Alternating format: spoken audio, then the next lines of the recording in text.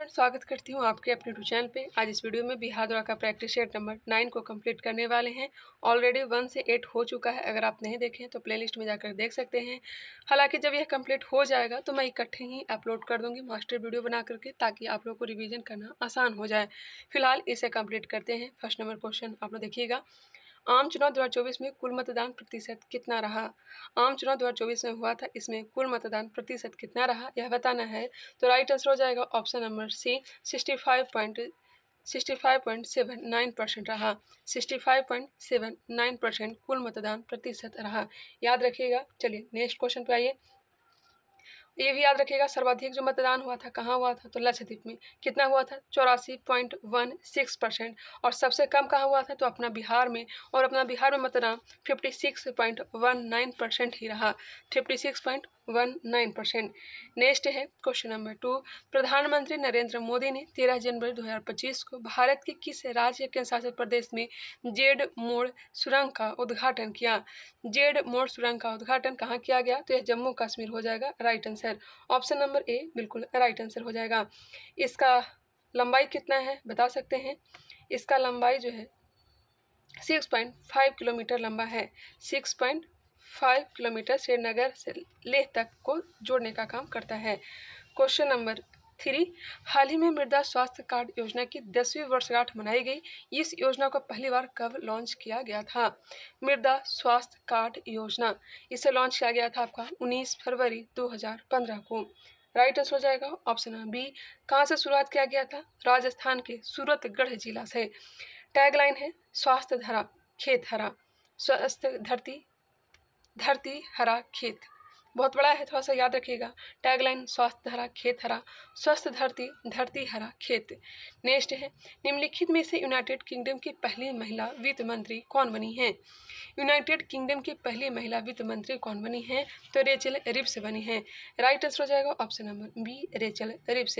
Labour party seat से यह चुनी गई हैं। जनवरी 2025 में मकर विलक्कू महोत्सव का आयोजन कहाँ किया गया?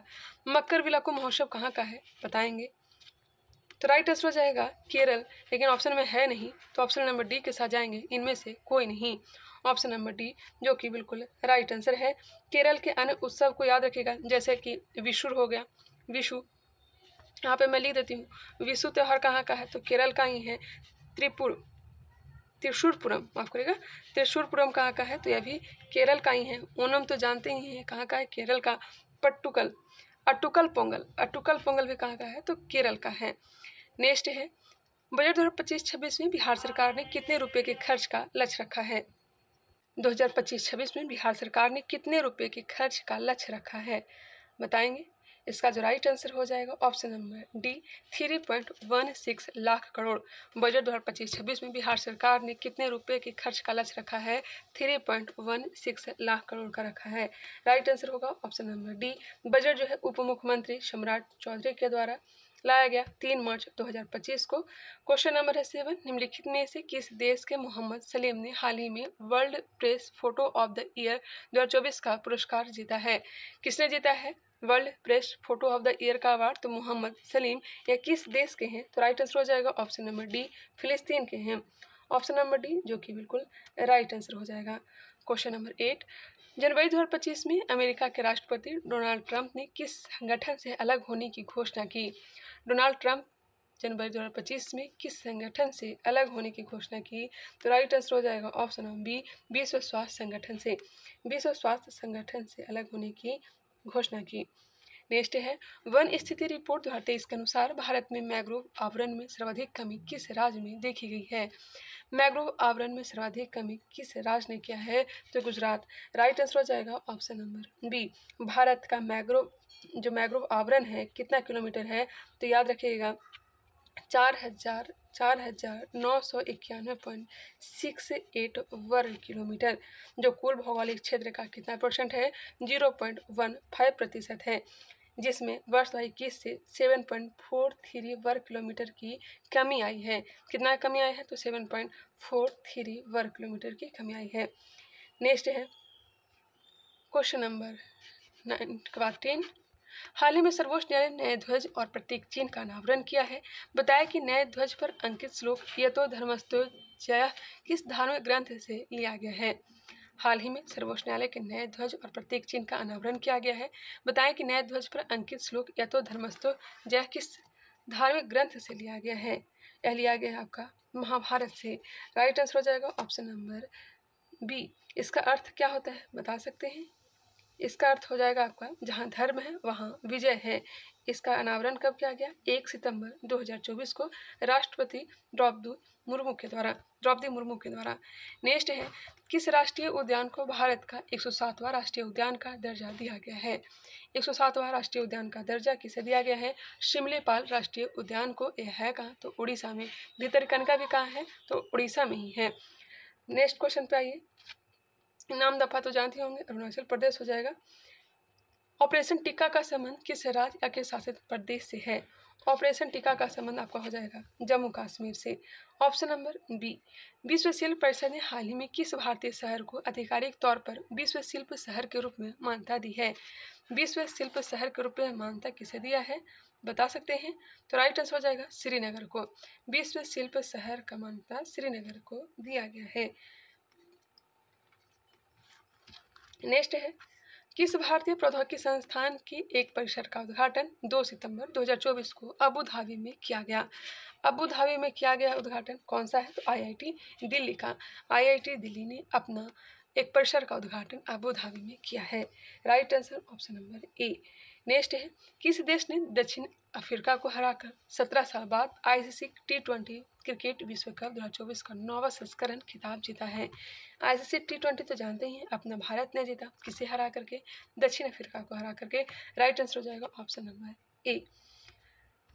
नेक्स्ट है भारत में 3 नए आपराधिक कानून भारतीय न्याय संहिता 2023, भारतीय नागरिक सुरक्षा संहिता 2023 और भारतीय साक्ष्य अधिनियम 2023 हाल ही में किस तिथि से लागू है। यह लागू कब किया गया 1 जुलाई 2024 को।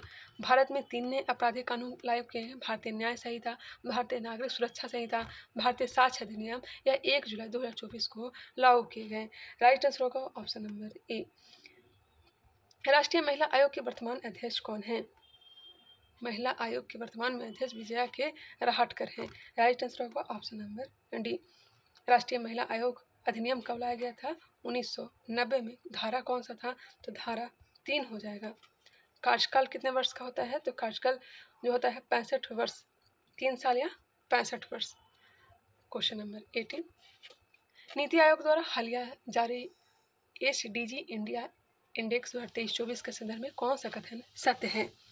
नीति आयोग द्वारा जारी हालिया में जो जारी किया गया है SDG इंडिया इंडेक्स 2023-24 इसके संदर्भ में कौन सा कथन सत्य है तो बिहार जो है सबसे अंतिम पर है। यही क्या है सत्य दिया गया है। टिकाऊ विकास सूचकांक जिसे कहते हैं SDG इंडिया इंडेक्स का मतलब क्या होता है टिकाऊ विकास सूचकांक, जिसमें बिहार जो है बिहार भारत में सबसे अंतिम पे है। और शीर्ष पर कौन है तो केरल और उत्तराखंड जो है शीर्ष पर है। निम्नलिखित में से किस अधिनियम के अंतर्गत भारतीय विधान परिषद को बजट पर बहस करने की शक्ति प्राप्त हुई। बजट पर बहस करने की शक्ति किससे प्राप्त हुई तो राइट आंसर हो जाएगा भारतीय परिषद अधिनियम 1892 के द्वारा।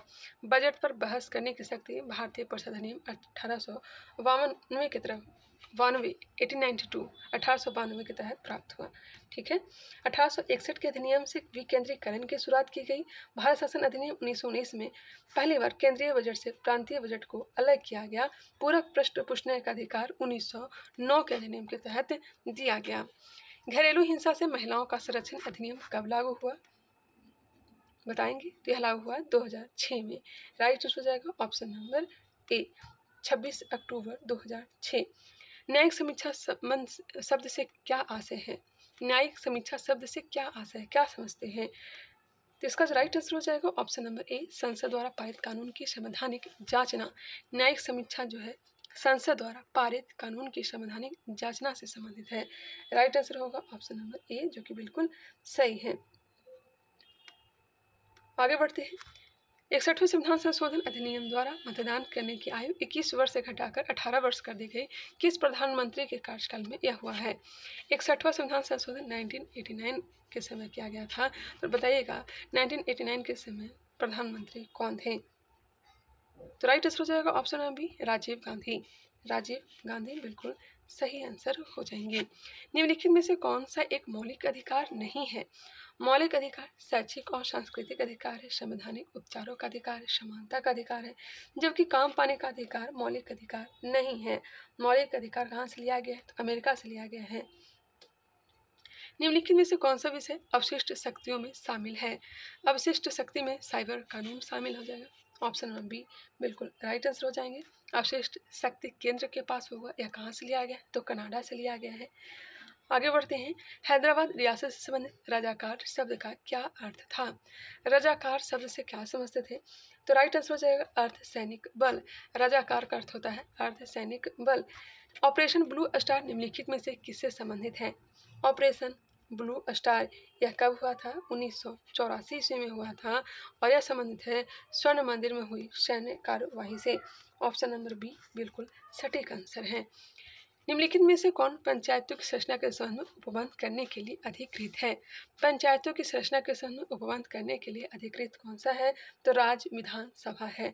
राइट आंसर हो जाएगा ऑप्शन नंबर डी, 73वां संविधान संशोधन तो जानते होंगे पंचायती राज से संबंधित है। नेक्स्ट है क्वेश्चन नंबर 28।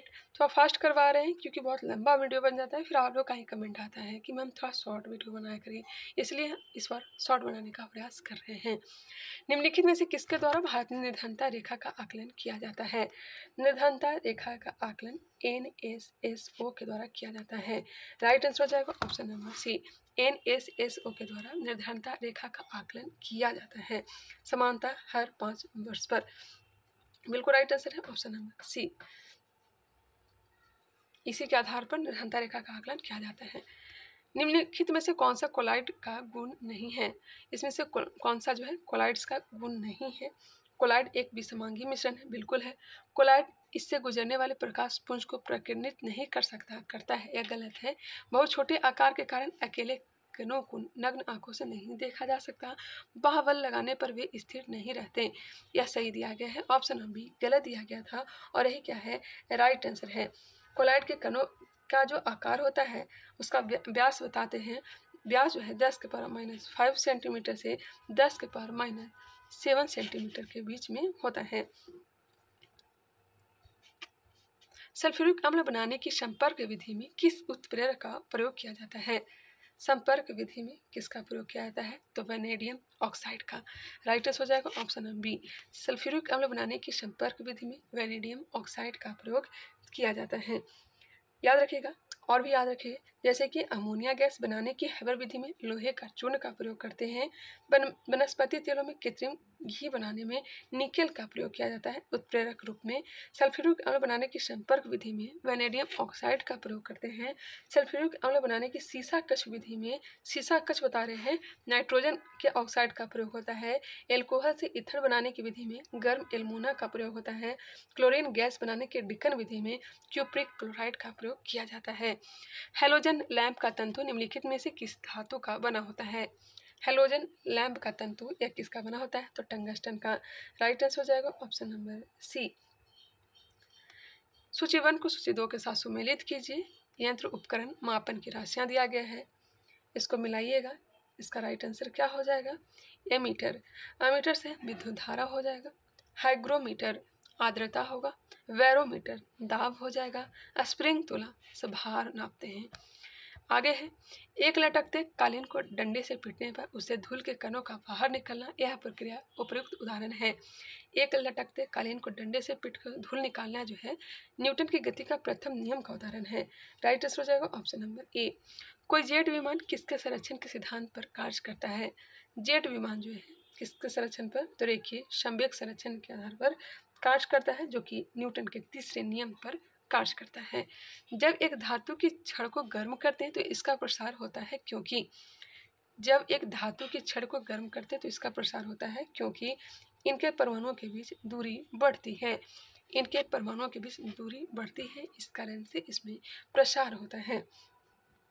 क्वेश्चन नंबर 36 है। तरंगों के अध्यारोपण की घटना में तरंगों के अध्यारोपण की घटना में तरंग ऊर्जा पुनर्वितरित हो जाती है। राइट आंसर हो जाएगा ऑप्शन नंबर ए। तरंगों के अध्यारोपण की घटना में तरंग ऊर्जा जो है पुनर्वितरित हो जाता है। बेलनाकार लेंसों का चश्मा कौन से दृष्टि दोष का निदान करता है? बेलनाकार निकट दृष्टि दोष, दीर्घ दृष्टि दोष, अबिंदुकता, समंजन क्षमता का ह्रास है। तो अबिंदुकता में प्रयोग करते हैं बेलनाकार लेंस का प्रयोग। नेक्स्ट है उच्च प्रतिरोध वाले श्रेणी क्रम में जुड़े गैल्वेनोमीटर को क्या कहते हैं? उच्च प्रतिरोध वाले श्रेणी क्रम में जुड़े गैल्वेनोमीटर को क्या कहते हैं? तो इसे कहेंगे volt meter. Option number D बिल्कुल राइट आंसर हो जाएंगे वोल्ट मीटर। निम्नलिखित में से कौन सा रोग एक प्रोटोजोआ के कारण होता है? प्रोटोजोआ से होता है आपका मलेरिया। प्रोटोजोआ से होने वाला रोग कौन सा है? इसमें मलेरिया है। मलेरिया प्लाज्मोडियम नामक प्रोटोजोआ से होता है। नेक्स्ट है पक्षियों में हड्डियाँ कैसी होती हैं? पक्षियों में जो हड्डियाँ होती है यह कैसी होती है? तो होलो होती है और हड्डियों में हवा भरा होता है। राइट आंसर हो जाएगा ऑप्शन नंबर सी। माइटोकॉन्ड्रिया पाए जाते हैं। माइटोकॉन्ड्रिया पाए जाते हैं यह जो है सभी यूकैरियोटिक कोशिकाओं में पाए जाते हैं। राइट आंसर हो जाएगा ऑप्शन नंबर बी। माइटोकॉन्ड्रिया सभी यूकैरियोटिक कोशिकाओं में पाए जाते हैं। इसे कोशिका का ऊर्जागृह कहा जाता है। इसकी खोज किसने किया था? तो अल्टमैन ने माइटोकॉन्ड्रिया की खोज की थी। नेक्स्ट है सूत्रीय विभाजन की किस प्रवस्था में गुणसूत्र अपनी पहचान खो देते हैं? सूत्रीय विभाजन की किस प्रवस्था में गुणसूत्र अपनी पहचान खो देते हैं? तो राइट आंसर हो जाएगा option number D telophase. Telophase में अपना पहचान खो देते हैं। माइटोसिस के अंतिम चरण की शुरुआत में अर्थात टीलोफेज में गुणसूत्र अपने संबंधित ध्रुवों तक पहुंच चुके होते हैं और अपनी पहचान खो देते हैं। यह वह चरण है जिसमें विपरीत ध्रुव पर गुणसूत्र समूह में एकत्रित होते हैं। टोकोफेरॉल मुख्य रूप से संग्रहित होता है। टोकोफेरॉल मुख्य रूप से संग्रहित होता है यकृत में। ऑप्शन नंबर हो जाएगा बी। टोकोफेरॉल मतलब विटामिन ई की बात हो रहा है। तो विटामिन ई जो संग्रहित रहता है कहाँ? यकृत में। यकृत में vitamin A, vitamin D, vitamin E, vitamin के और विटामिन बी द्वारा भंडारित रहता है। पित्त यकृत में ही बनता है और संचय जो है या भंडारण जो है पित्ताशय में होता है। जल अपघटन में थोड़ी मात्रा में ऊर्जा किस प्रकार मुक्त होती है? जल अपघटन में थोड़ी मात्रा में ऊर्जा किस प्रकार मुक्त होती है? तो राइट आंसर हो जाएगा उपापचयी ऊर्जा। उपापचयी ऊर्जा मानव द्वारा कभी भी पाचन नहीं होने वाला कार्बोहाइड्रेट है। मानव द्वारा कभी भी पाचन नहीं होने वाला कार्बोहाइड्रेट इसमें से कौन सा है? तो यह सेलुलोज है। सेलुलोज का पाचन हम लोग नहीं कर पाते हैं। राइट आंसर होगा ऑप्शन नंबर बी। आगे बढ़ते हैं। जब किसी तालाब के शांत जल में पत्थर फेंका जाए तो तालाब में जल के पृष्ठ पर उठने वाली लहरें को क्या कहेंगे? कैसा तरंग होगा? तो हो जाएगा आपका अनुप्रस्थ तरंग। अनुप्रस्थ तरंग बिल्कुल सटीक आंसर है ऑप्शन नंबर बी। ध्वनि जो है अनुदैर्ध्य तरंग है। थैलेसीमिया के रोगी में शरीर निम्न में से संश्लेषण की क्षमता नहीं रखता। थैलेसीमिया जब रोग हो जाता है तो किसका संश्लेषण की क्षमता खो देता है? हीमोग्लोबिन। हीमोग्लोबिन यहाँ पे नहीं दिख रहा होगा बट सुनिएगा। आहार नली में अंगों द्वारा स्रावित कौन सा रस वसा के पाचन में महत्वपूर्ण भूमिका निभाती है? वसा के पाचन में कौन सा भूमिका निभाएगा? तो पीत रस हो जाएगा और आपका अग्नाशयी रस होगा। पीत रस और अग्नाशयी रस। पीत रस भोजन को क्षारीय बनाने और वसा के अणुओं को तोड़ने में सहायता करता है। पीत रस जो है यकृत द्वारा स्रावित होता है। इसमें किसी भी प्रकार का एंजाइम नहीं होता है। अग्नाशयी रस जिसमें एमाइलेज, ट्रिप्सिन, अग्नाशयी लाइपोज, न्यूक्लियेज और लाइपेज जैसे एंजाइम होते हैं। अग्नाशयी रस का स्राव हार्मोन स्राव और कोलेस्टेटिकिन द्वारा नियंत्रित किया जाता है। लाइपेज जो है वसा का पाचन करता है। टाइलिन लार में पाया जाता है। हाइड्रोक्लोरिक अम्ल भोजन के पाचन में सहायता करता है। नेक्स्ट आइए, हड़प्पा सभ्यता के दौरान शहरों का स्वरूप में रखा गया था। हड़प्पा सभ्यता के दौरान शहरों का स्वरूप कैसा था? तो आयताकार था। राइट आंसर होगा ऑप्शन नंबर सी आयताकार। हड़प्पा जो है रावी नदी के किनारे। स्टुअर्ट पिगट ने इसे अर्ध औद्योगिक नगर कहा था। किसने कहा था? स्टुअर्ट पिगट ने। उन्होंने हड़प्पा व मोहनजोदड़ो को एक विशेष साम्राज्य की जुड़वा राजधानी कहा था। सिंधु सभ्यता की अगर बात की जाए तो इसका जो विस्तार है त्रिभुजाकार है। पूर्व गुप्त काल में निम्नलिखित में से किसके द्वारा शीशे के सिक्कों की एक बड़ी संख्या जारी की गई थी? शीशे का सिक्का की अगर बात की जाए तो सातवाहनों के द्वारा जारी किया गया था। राइट आंसर हो जाएगा ऑप्शन नंबर ए। वर्तमान में सातवाहन राजाओं का जो क्षेत्र है आंध्र प्रदेश, तेलंगाना, महाराष्ट्र, ये सब राज था और यहाँ से काफ़ी मात्रा में शीशे के सिक्के की खोज हुई है। पाटलिपुत्र के संबंध में इनमें से कौन सा कथन सही है? पाटलिपुत्र के बारे में बताना है कौन से इसमें से कथन सही दिया गया है। देखते हैं। प्रारंभ में इसका नाम माफ करिएगा, प्रारंभ में इसका निर्माण एक सैनिक छावनी के रूप में किया गया था। बिल्कुल। सर्वप्रथम उदय ने इसे अपनी राजधानी बनाया। जी हाँ, इसे राजधानी के रूप में स्थापित करने का प्रमुख कारण इसकी भौगोलिक एवं व्यापारिक महत्ता थी। बिल्कुल। राइट आंसर हो जाएगा ऑप्शन नंबर डी। 1, 2, 3 तीनों के तीनों सही दिया गया है। उत्तर मुगल काल में पटना को अजीमाबाद कहा जाता था। मध्यकालीन भारत में खराज किससे संबंधित था? खराज यह संबंधित था आपका भू राजस्व से। राइट आंसर हो जाएगा ऑप्शन नंबर डी। खराज जो है मध्यकाल में गैर मुस्लिम से लिया जाने वाला भू राजस्व कर था। गैर जो मुस्लिम होते थे उनसे यह लिया जाता था खराज। मुस्लिमों से लिया जाने वाला भू राजस्व उससे कहलाता था। जकात मुस्लिमों से लिया जाने वाला एक धार्मिक कर था जो आय का 2.5% 2.5% लिया जाता था। छठी शताब्दी ईसा पूर्व का मत्स्य महाजनपद स्थित था।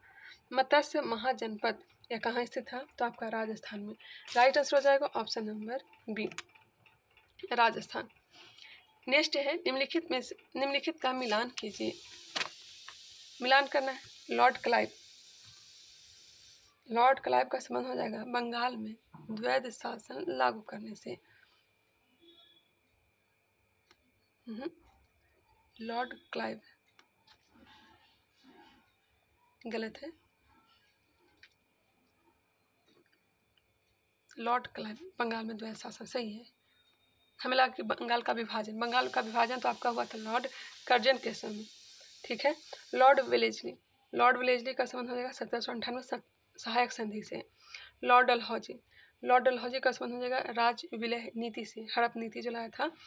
और लॉर्ड कर्जन का संबंध हो जाएगा भारतीय विश्वविद्यालय अधिनियम से। ये सही है। तो इसका जो राइट आंसर मिला option number B. Next question पे आइए कि सूफी संत को महबूब ए इलाही कहा जाता है? महबूब ए इलाही शेख निजामुद्दीन औलिया को कहा जाता है। शेख निजामुद्दीन औलिया को कहा जाता है। राइट आंसर हो जाएगा ऑप्शन नंबर डी। महबूब ए इलाही का अर्थ होता है ईश्वर के प्रेमी। और यह किसके शिष्य थे? कमेंट करके बताइएगा। और इनके जो शिष्य थे अमीर खुसरो थे। 7 शासनकाल को इन्होंने देखा था। जापान ने द्वितीय विश्व युद्ध में आत्मसमर्पण किया था। हिरोशिमा और नागासाकी पर बम गिराने के कारण। राइट आंसर होगा ऑप्शन नंबर बी। जानते ही होंगे यह घटना कब घटित हुई थी? 6 अगस्त, 9 अगस्त। और द्वितीय विश्व युद्ध प्रारंभ कब हुआ था? 1 सितंबर 1939 को।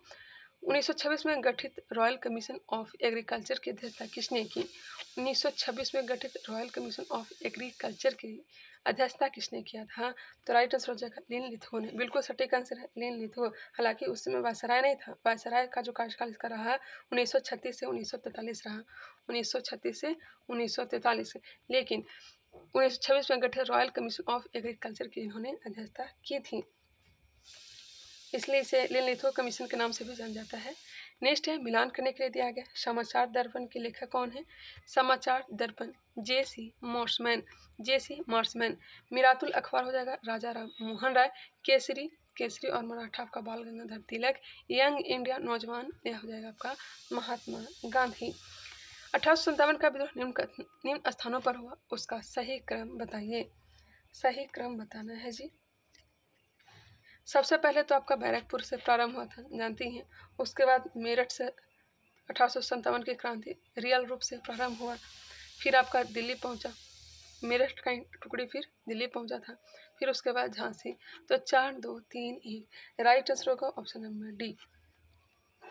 10 मई 1857 मेरठ से प्रारंभ और 12 मई को आपका दिल्ली पहुंच गया था। जून 1857 में झांसी से प्रारंभ हुआ था। भारत के स्वतंत्रता संग्राम से संबंधित निम्नलिखित घटनाओं में से सबसे अंत में कौन सी घटना घटित हुई? यहाँ पे गौर कीजिएगा, कौन सी घटना सबसे अंत में घटित हुआ है? तो भारतीय राष्ट्रीय कांग्रेस का अमृतसर अधिवेशन कब हुआ था? तो 2 दिसंबर, याद रखिएगा, यहाँ पे लिख देते हैं 2 दिसंबर 1900 1919 को, 2 दिसंबर 1919 को आपका हुआ था भारतीय राष्ट्रीय कांग्रेस का अमृतसर अधिवेशन 1919। ठीक है। रॉलेट एक्ट की बात करते हैं, 17 मार्च 1919 को हुआ था। 17 मार्च 1919 को आपका रॉलेट एक्ट हुआ था। जलियांवाला बाग हत्याकांड जानते होंगे, 13 अप्रैल 1919 को हुआ था। और रॉलेट सत्याग्रह 6 अप्रैल महात्मा गांधी के आह्वान पर 6 अप्रैल 1919 को हुआ था। 17 मार्च को आपका हुआ था आपका भारतीय राष्ट्रीय कांग्रेस का अमृतसर अधिवेशन। तो सबसे अंत में इसमें कौन सा हुआ है, तो ऑप्शन नंबर ए ही हुआ है, क्योंकि यह सबसे अंत में हुआ है। 17 मार्च 1919 को हुआ था। भारत छोड़ो आंदोलन के प्रस्ताव का किसने समर्थन किया था? समर्थन किसने किया था, तो सरदार वल्लभ भाई पटेल ने। सरदार वल्लभ भाई पटेल ने। इस प्रस्ताव का आलेख स्वयं गांधी जी ने जवाहरलाल नेहरू और मौलाना अबुल कलाम आज़ाद के सहयोग से बनाया था। Hindu Mahasabha, communist party of India, Muslim League ने भारत छोड़ो आंदोलन का विरोध किया था। पंचशील के सिद्धांत में निम्नलिखित में से क्या शामिल नहीं है? पंचशील सिद्धांत में इसमें से कौन सा शामिल नहीं है? शांतिपूर्ण सह अस्तित्व शामिल है, एक दूसरे की भूभागीय अखंडता और संप्रभुता का परस्पर सम्मान है, एक दूसरे के आंतरिक मामलों में पारस्परिक हस्तक्षेप है। तो ऑप्शन नंबर ए जो है यह शामिल नहीं है। पंचशील सिद्धांत में यह शामिल नहीं है, गुटनेर पे शामिल नहीं है, याद रखिएगा। पंचशील समझौता हुआ कब था, तो 29 अप्रैल 1954 को भारत और चीन के बीच में। क्वेश्चन नंबर 63, बिहार में बहने वाली पवित्र नदी फल्गु निम्नलिखित में से किन नदियों के संगम से बनती है? फल्गु नदी मोहना और नीलांजन नदियों से। राइट आंसर होगा ऑप्शन नंबर ए, फल्गु और नीलांजन नदी। इसका लंबाई कितना है फल्गु नदी का, तो 135 किलोमीटर है, 135 किलोमीटर। भारत की जनगणना 2011 के अनुसार बिहार में महिला साक्षरता दर कितनी है? बिहार में महिला साक्षरता दर कितनी है? 51.50% है। वही अगर बात की जाए कि बिहार की कुल साक्षरता दर कितनी है, तो 61.80% है कुल साक्षरता। बिहार में पुरुष साक्षरता कितना है, तो 71.20% जो है पुरुष साक्षरता है। महिला साक्षरता 51.5%, जो राष्ट्रीय औसत 64.63 से काफ़ी कम है। ग्रीन पीस क्या है? ग्रीन पीस क्या है, तो पर्यावरण समर्थकों का एक अंतर्राष्ट्रीय संगठन है। ग्रीन पीस की स्थापना कब किया गया था? 1971 ईस्वी में किया गया था, 1971। इसका मुख्यालय कहाँ है? ग्रीन पीस इंटरनेशनल का मुख्यालय एम्स्टर्डम नीदरलैंड में है। स्वस्थानिक क्या है? इन सिंटू क्या है? स्वस्थानिक क्या है, तो वनस्पतियों या जंतुओं का संरक्षण उनके मूल प्राकृतिक आवास में करना क्या कहलाता है? स्वस्थानिक कहलाता है। निम्नलिखित में से किस स्थितियों में, और इसी का अपोजिट हो जाएगा आपका एक्ससिंटू। एक्ससिंटू जो है वनस्पतियों एवं जंतुओं को विलुप्त प्राप्त प्रजातियों को संरक्षण उनके प्राकृतिक आवास क्षेत्र से पृथक किया जाता है, जैसे कि प्राणी उद्यान हो गया, वनस्पति उद्यान हो गया, बीज बैंक, जीन बैंक, DNA सब हो गया एक्ससिंटू। निम्नलिखित में से किस स्थितियों में ज्वार भाटा आता है? ज्वार भाटा जब सूर्य, चंद्रमा और पृथ्वी एक सीधी रेखा में होता है तब ज्वार भाटा आता है। निम्नलिखित में से कौन भूपर्पट्टी का प्रमुख स्तर है? भूपर्पट्टी का प्रमुख जो है ऑक्सीजन हो जाएगा, ऑक्सीजन। ट्रिक जानते होंगे, ओ सियाल फे का ना, याद रखिएगा। सबसे ज़्यादा जो है तत्व ऑक्सीजन पाता है, उसका सिलिकॉन, फिर सर्वाधिक जो धातु है एल्युमिनियम, फिर फेरस। ये सब क्रम से याद रखना चाहें तो रख सकते हैं। भारत की किस नदी को अपने प्रदूषक प्रवृत्ति के कारण जैविक मरुस्थल की संज्ञा दी गई है? जैविक मरुस्थल संज्ञा दामोदर नदी को दिया गया है। राइट आंसर होगा ऑप्शन नंबर बी। सूची 1 को सूची 2 के साथ सुमेलित कीजिए। महासागरीय धारा, महासागर दिया गया है लेब्राडोर। लेब्राडोर जो है उत्तरी अटलांटिक महासागर है, उत्तरी अटलांटिक महासागर। लेब्राडोर कहाँ है? उत्तरी अटलांटिक महासागर में है। ब्राज़ील जो है दक्षिणी अटलांटिक महासागर में है। क्यूरोसियो आपको हो जाएगा उत्तरी प्रशांत महासागर। अंगुलहास गर्म जलधारा दक्षिण हिंद महासागर। आगे बढ़ते हैं, क्वेश्चन नंबर आते हैं 61। निम्नलिखित प्रदेशों में से कौन सा मृदा अपरदन से सर्वाधिक प्रभावित है? मृदा अपरदन से चंबल घाटी जो है सर्वाधिक प्रभावित है, और यह अपना बीहड़ निर्माण के लिए जाना जाता है। और दूसरा अपरदन से सर्वाधिक प्रभावित कौन सा है? शिवालिक का दक्षिण का तराई क्षेत्र सर्वाधिक प्रभावित है। हिमालय के कौन से भाग में दून एवं द्वार पाए जाते हैं? दून एवं द्वार। दून जो है शिवालिक और द्वार जो है हिमालय के मध्य पाया जाता है। दून शिवालिक और द्वार जो है लघु हिमालय के मध्य पाया जाता है। नेक्स्ट है, निम्नलिखित में से कौन सा युग्म सही सुमेलित नहीं है? वन्यजीव संरक्षण क्षेत्र राज्य दिया गया है। बांदीपुर कहाँ है? तो आपका कर्नाटक में सही है। पाखल कहाँ है? पाखल आपका है मध्य प्रदेश, नहीं, पाखल जो है आपका तेलंगाना में है। पाखल कहाँ है? तो तेलंगाना में है। शिकारी देवी हिमाचल प्रदेश, दाचिंगम जम्मू कश्मीर।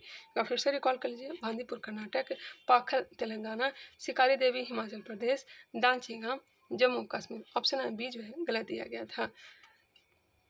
भारत में 3 सबसे बड़े चीनी उत्पादक राज्य हैं। 3 सबसे बड़े चीनी उत्पादक राज्य उत्तर प्रदेश, महाराष्ट्र और कर्नाटक। पृथ्वी की आंतरिक परत निफे के निर्माण में किन तत्वों की प्रचुरता होती है?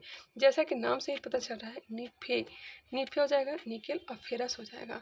राइट आंसर होगा ऑप्शन नंबर डी। आगे बढ़ते हैं, निम्नलिखित में से किस राज्य में चंदुबी महोत्सव मनाया जाता है? चंदुबी महोत्सव कहाँ मनाया जाता है? तो आपका असम में मनाया जाता है। अरुणाचल प्रदेश में तोरंगिया मनाया जाता है। तोरंगिया कहाँ का है?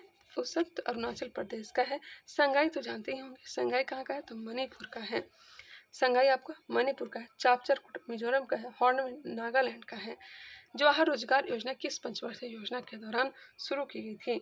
जवाहर रोजगार योजना यह जो शुरू किया गया था 7वीं पंचवर्षीय योजना के समय, इसका जो कार्यकाल रहा 1985 से 1990। 8वीं पंचवर्षीय योजना जॉन डब्ल्यू मिलर मॉडल पर आधारित था। जवाहर रोजगार योजना 1989 में राजीव गांधी सरकार के समय शुरू किया गया था। तो याद रखिएगा, जवाहर रोजगार योजना का प्रारंभ किया गया 1989। इसी के समय में भोजन, काम और उत्पादन का नारा दिया गया था। देशों के समूह के साथ व्यापार करार करने की औपचारिक पद्धति को क्या कहा जाता है? देशों के समूह के साथ व्यापार कराने की औपचारिक पद्धति को क्या कहा जाता है? तो ट्रेडिंग ब्लॉक कहा जाता है। Option number A. गन्ने की उचित एवं लाभप्रद कीमत को निम्नलिखित में से कौन अनुमोदित करता है? गन्ने की उचित एवं लाभप्रद कीमत को निम्नलिखित में से कौन अनुमोदित करता है? तो आर्थिक मामलों की मंत्रिमंडलीय समिति। सकल घरेलू उत्पाद और सकल राष्ट्रीय उत्पाद में अंतर है। सकल घरेलू उत्पाद और सकल राष्ट्रीय उत्पाद, सकल राष्ट्रीय उत्पाद, ये दोनों में अंतर क्या है? तो राइट आंसर हो जाएगा विदेशों से प्राप्त शुद्ध आय का। Option number A. सकल घरेलू उत्पाद और सकल राष्ट्रीय उत्पाद में अंतर करते तो विदेशों से प्राप्त शुद्ध आय। आगे बढ़ते हैं, क्वेश्चन नंबर 81। नगद आरक्षण अनुपात को समझाया जा सकता है। नगद आरक्षित अनुपात जमा राशि का अंश जो बैंक आरबीआई के पास रखती है। राइट आंसर होगा ऑप्शन नंबर ए। राष्ट्रीय आय की गणना करते समय निम्नलिखित में से किसको शामिल किया जाता है? राष्ट्रीय आय की गणना करते समय किसको शामिल करेंगे? गृहिणी की सेवा को नहीं, पेंशन को नहीं, चौकीदार के आय को शामिल करेंगे। राइट आंसर होगा ऑप्शन नंबर सी। निम्नलिखित में से कौन सा युग्म सही सुमेलित नहीं है? जॉन रस्किन की पुस्तक है अनटू द लास्ट। जो वात्रे सर्टोवी का पुस्तक है डेमोक्रेटिक थ्योरी। एस जयशंकर की पुस्तक का नाम है द इंडिया वे। जवाहरलाल नेहरू की पुस्तक व्हील ऑफ हिस्ट्री, यह गलत है। व्हील ऑफ हिस्ट्री जो है यह किसका है? तो राम मनोहर लोहिया का है। व्हील ऑफ हिस्ट्री किसका है? तो राम मनोहर लोहिया का है। देखो फिर से सुनिएगा, जॉन रस्किन का अनटू द लास्ट किसका है? Unto the last John Ruskin. Democratic theory किसका है? जियो वात्रे सर्टोवी का है democratic theory. The India way S Jaishankar का है। व्हील ऑफ हिस्ट्री किसका है? राम मनोहर लोहिया का। रुक्मणी देवी अरुंडेल किस शास्त्रीय नृत्य शैली के प्रसिद्ध कलाकार थी? यह भरतनाट्यम से संबंधित थी। राइट आंसर होगा ऑप्शन नंबर बी। इन्हें पहली बार जो है 1992 में राज्यसभा के सदस्य के रूप में मनोनीत किया गया था। मनोनीत कब किया गया था? 1992 में। ठीक है। और पद्म भूषण कब दिया गया था? 1956 में। और याद रखिएगा, भरतनाट्यम से संबंधित यामिनी कृष्ण मूर्ति भी इन्हीं से संबंधित है। सोनल मानसी का संबंध भी इसी भरतनाट्यम से संबंधित है। वैजयंती माला, मृणालिनी साराभाई का संबंध भरतनाट्यम से है। लोकप्रिय गोपीनाथ बारदोली अंतर्राष्ट्रीय हवाई अड्डा। लोकप्रिय गोपीनाथ बारदोली अंतर्राष्ट्रीय हवाई अड्डा कहाँ है? तो आपका असम के गुवाहाटी में स्थित है। Right answer option number A हो जाएगा। भारत में वायु परिवहन की शुरुआत कब किया गया था जी? तो 1911 में किया गया था। कैंप पेगोड़ा अंतर्राष्ट्रीय हवाई अड्डा कहाँ है? तो कर्नाटक में। मिलान करना है। 18 अप्रैल को कौन सा दिवस मनाया जाएगा?